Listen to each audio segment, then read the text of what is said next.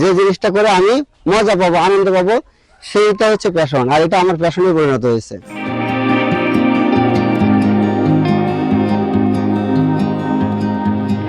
এটা শুরু করছি 2021 সাল থেকে। লেখাপড়া করছি লাস্ট রাজশাহী ইউনিভার্সিটিতে, ম্যানেজমেন্টে MBA করেছি।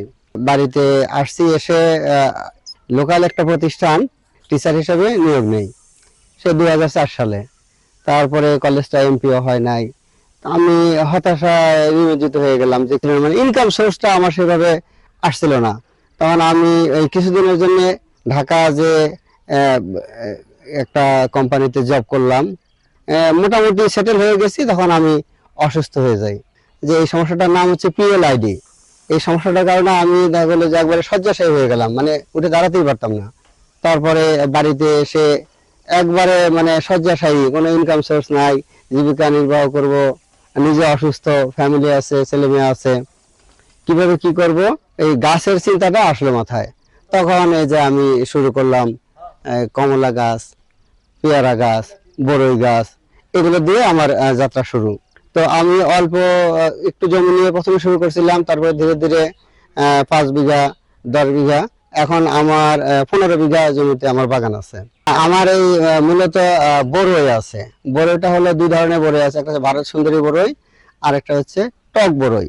এই টক বড়ইটা হলো অ্যাডভান্স টক বড়ই, অর্থাৎ যে সিজনে নর্মালি আমাদের যে সিজনাল যে বড়ইগুলো আসে, এই বড়ির চেয়ে 1-1.5 মাস বা 2 মাস আগে আমার এই বড়িগুলো হারভেস্ট হয়ে যায়, যে কারণে আমি এই বড়িগুলোতে অনেক দাম পাই।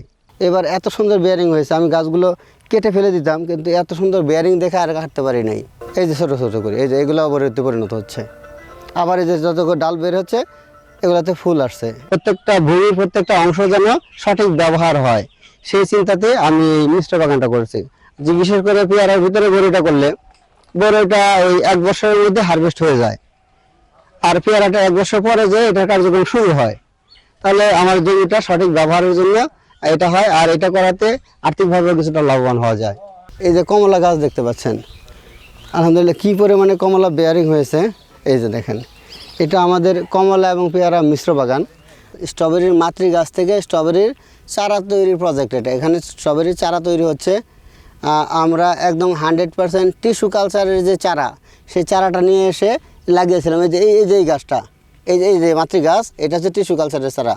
এখান থেকে এই যে রানার বের হচ্ছে, এই যে এটা লতের মতো, এটা এসে যেখানে একটা চারা হয়েছে, এখান থেকে যে আরেকটা রানার বের হয়েছে, যেখানে একটা চারা হয়েছে, এখানে যে আবার এই যে এখানে এসে একটা চারা তৈরি হবে। এইভাবে এই রানার বাড়তে থাকবে এবং চারা তৈরি হতে থাকবে। আমরা যেটা ফল হারভেস্টের জন্য যে গাছগুলো রোপণ করব, চারাগুলো, সেগুলো রোপণ করতে হবে অক্টোবর মাস আসার পরে। অক্টোবর মাস আসার পরে আমরা যখন রোপণ করব, তার 3 মাস পরে আমরা ফল হারভেস্ট করতে পারবো। এই পেয়ারা গাছে এই যে দেখতে পাচ্ছেন কি সুন্দর পেয়ারা ধরে আছে। এই পেয়ারাগুলো আমরা এখন পলিতে পেয়ারাগুলো ঢুকিয়ে দিয়ে পলি প্যাক করে দিব। আর এই যে এই সময় এসে গাছের যে ডগাগুলো আছে, এই যে এক্সট্রা ডগা, এই যে সবুজ অংশে আমরা কেটে দেবো। এভাবে কেটে, এটা কাটা ছিল, যে কিছুদিন আগে কাটা ছিল। এই যে দেখেন, এই যে আবার ফুল আসছে, কুড়ি আসছে। আমার নিজেরও কর্মসংস্থান এর মধ্যে থেকে হয়ে গেছে, আরও পাশাপাশি কিছু লোক আমার সাথে থেকে আমরা একসাথে, এটা আসলে টিম ওয়ার্ক। ওইভাবে আমরা বলি না যে ও আমার এখানে কাজ করে, আমরা বলি যে আমরা একসাথে কাজ করি। তাহলে আমি যখন ভালো চিন্তা করব, ভালো ভালো কথা বলবো, ভালো ভালো কাজ করব, আমার বোন আরো ভালো ভালো কাজের দিকে আগাবে, আমাকে নিয়ে যাবে ওইদিকেই। ডাক্তারের নির্দেশনা ফলো করছি। আর মূলত এই রোদ্রে ঘুরে ঘুরেই আল্লাহর রহমতে আমি আমার যে সমস্যাটা ছিল PLID, ওটা থেকে এখন আমি অনেকটা ভালো। এবং এখানে এসে এটা করে আমি আলহামদুলিল্লাহ, যে হতাশা মানুষকে পেয়ে বসলে মানুষ তো সব শেষ হয় নাই, আমি হয়তো কিছুটা হোঁচট খেয়েছি, হোঁচট খেয়ে সেখান থেকে আবার ঘুরে দাঁড়িয়েছি এই প্রজেক্ট করার মাধ্যমে। যে জিনিসটা করে আমি মজা পাবো, আনন্দ পাবো, সেইটা হচ্ছে প্যাশন। আর এটা আমার প্যাশনে পরিণত হয়েছে, এটা আমার প্যাশন এখন।